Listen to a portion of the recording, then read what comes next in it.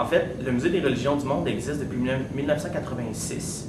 Il est situé à Nicolet parce que ici on a une grande tradition de religion chrétienne en fait. Il y a beaucoup de communautés catholiques, particulièrement de sœurs, qui sont installées ici. On avait un grand séminaire et un petit séminaire aussi pour la formation des religieux. Donc, l'héritage culturel et religieux ici était très fort. Et on est le seul musée des religions en Amérique.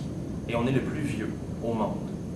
Donc, il y en existe deux autres, là, un à Taipei et un à Glasgow, en Écosse.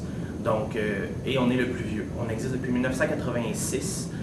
On regroupe les 5 grandes traditions religieuses du monde, donc le bouddhisme, l'hindouisme, l'islam, le judaïsme et le christianisme. Donc, avec des élèves, on fait le programme éducatif actuellement, qui est une activité d'1h30. Pour le secondaire, c'est le montage d'une exposition sur les religions qu'on leur fait faire. Donc, ils ont eux-mêmes à trouver des liens entre des objets, trouver une thématique, trouver une façon de placer les objets.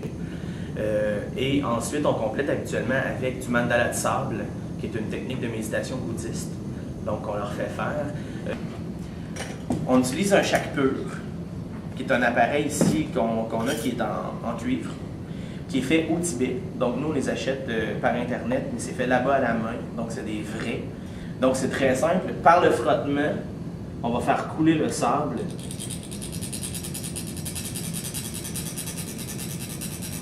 sur la table.